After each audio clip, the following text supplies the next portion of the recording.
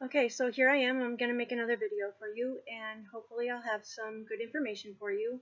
I realize that there's so much ground to cover, I can't even begin to cover it all, but I'll do the best I can. Also, I wanted to say that I know that sometimes I come off as really bubbly and positive, okay, maybe all the time, but that's because that's who the good Lord has made me into, just a very positive, happy, loving person. That doesn't mean I don't have struggles and I don't have strife and I don't have bad moods. It also doesn't mean that every day is a good day for me. And so, just that being said, I don't want people to look at me like I don't have any problems or I don't have a lot of the same things that you're going or you're undergoing right now. So, that being said, today I'm working on some crafting projects, and I've been working on a lot of painting and a lot of drawing and just keeping myself very busy. I find that that's very helpful and, more importantly, essential if I want to rehabilitate my brain's damage from all of the scarring caused by the lesions in my brain, which is quite substantial. It's more than they can count now. So they basically just take an MRI with the high contrast and see if anything glows. And if it doesn't, they just consider me non-changed. But after my last video, I did speak about neuroplasticity, and this is my own regimen that I have been on. I put myself on it, and I've been feeling much, much better.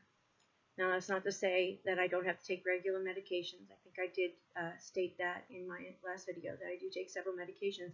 I just don't take any multiple sclerosis medication, because my disability itself right now is caused by when my multiple sclerosis went unchecked under a great deal of stress, both in my personal life and in my employment, and it just went out of control. And that's really when all of my damage happened.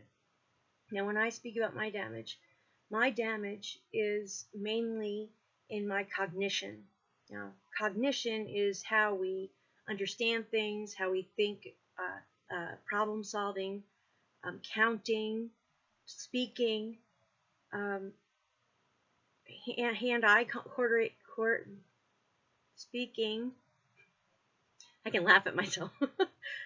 Eye-hand coordination, depth perception is also a struggle for me, which can really turn into a problem. Like, I can walk into walls, like my shoulder, walk right into the wall, because I can't really, my brain is not telling me the proper placement of my body to clear the edge of the wall, if that makes any sense.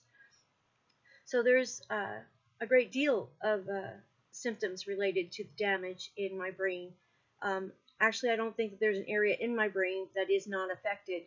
I can still see, which is a blessing beyond words. I can still hear, although for some reason my brain doesn't always tell me what they're saying correctly, which in the beginning was quite a hassle for my husband, but now he's grown used to it, even though he still can't help himself but tease me about it.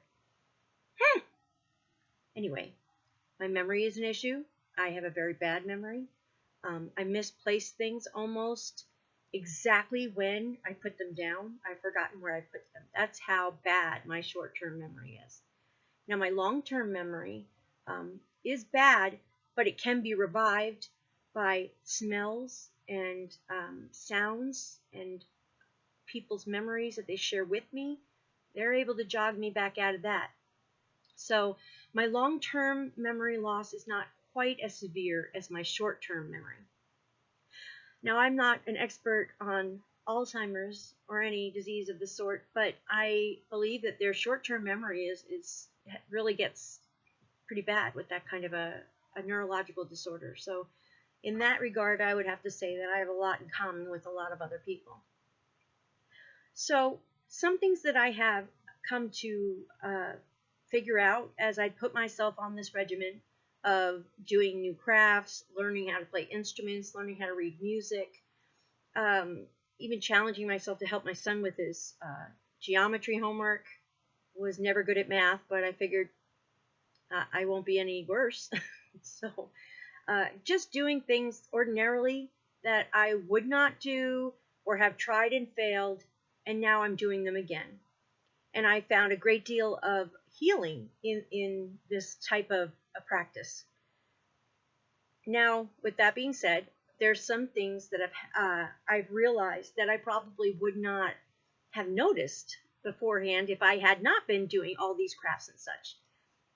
One of the major things that seems pretty what would be just not very important is that as an artist, and I've always been an artist, I feel like I was born with a crayon in my hand. I've always drawn. I've drawn well. I have a gift for copying things. If I look at something, I can draw it, and that's always been something I've taken for granted. That has been hindered because of my MS, and so I have been really working hard at trying to get that ability back, and I have indeed have success with getting better at that. So that's a relief, because when you're able to do something all your life and then all of a sudden you pick it up like it's no big deal and you can't do it, that's very scary. Now that's something that really shook me up. Another thing is that as my MS progressed, I realized I couldn't walk a straight line. They call it what's called a gait, and not a gate you walk through, but a gait as you walk. Can you walk a straight line? Do you go out of course, or do you go in and out of course? That's called your gait. My gait was always drifting to the right. If I were to walk down a long hallway, I would be going like this, all the way down the hallway. So, that doesn't really affect me when I'm sitting in my nice chair and have all my art supplies all over the place. But you know what really it hinders? I can't draw a straight line. That's an issue. So I have been working with rulers, and I got over the fact that I thought it was ridiculous I needed a ruler because I had such a mean, keen eye for art. I never needed to measure. I never needed to use a straight edge. I was always so right on, and that's another hit to my, I guess you could say, my self-respect or my ego, and that was difficult for me. But I'm starting to get it back, and I've been working with the scoring board. I've been working with a bunch of crafters that I've come to know. They're all on YouTube. I'll try to mention their names in the links below of this YouTube. But they're amazing, and they have taught me so much. I also couldn't color inside the lines. That's something a kindergartner can do, right? Of course I could do it within the lines. I thought the practice of doing this was just hilarious until I did it, and I realized I actually couldn't stay in the lines. I mean, actually took actual focus for me to keep my picture within the confines of the drawing.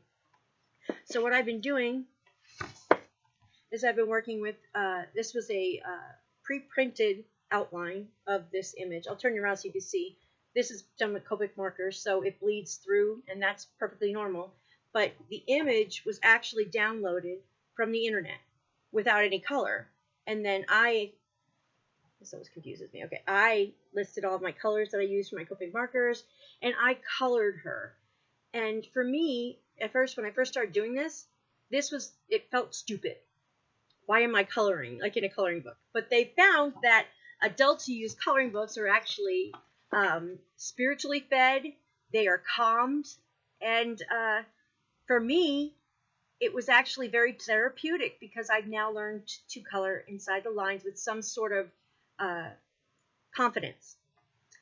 So with that being said, I'm already at 9 minutes, and it goes by really fast, but I wanted to get on here and do a video because I haven't done one, and I'm sorry. I'm going to try to do another video about my new friend Robin. She had a doctor's appointment to the neurologist, and I'm sad to say that it did turn out about as awful as it could have, about as awful as mine was.